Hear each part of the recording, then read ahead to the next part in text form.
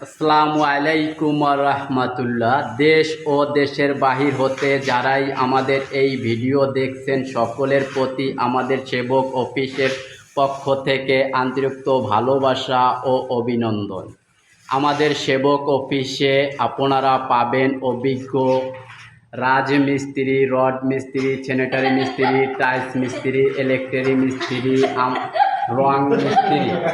আমরা আপনাকে দিচ্ছি সুদক্ষ মিস্ত্রি ধারা আপনার স্বপ্নের ঘর বাড়ি তৈরি করার নিশ্চয়তা।